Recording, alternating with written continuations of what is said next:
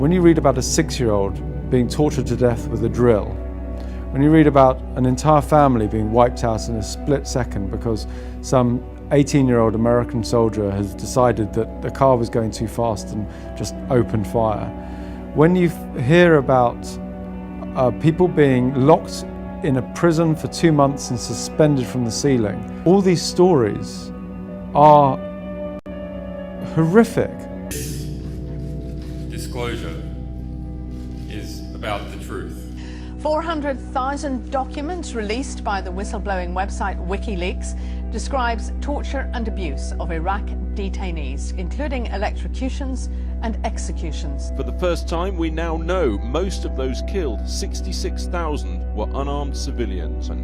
Is very strong evidence, compelling evidence of war crimes having been committed by coalition forces. There is over 1,000 reports on the torture or abuse of detainees, cases of people trying to commit surrender and being killed in the process of committing surrender.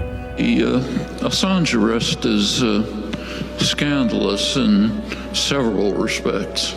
One of them is just the effort of governments, and it's not just the US government. The British are cooperating. Ecuador, of course, is now cooperating. The efforts to silence a journalist who was producing materials that people in power didn't want the rascal multitude to know about. Okay? That's basically what happened. It is the role of good journalism to take on powerful abuses. And when powerful abuses are taken on, there is always a back reaction. So we see that controversy, and I believe that is a good thing to engage in. At the same time that the US government is chasing journalists all over the world. Look, let me tell you something.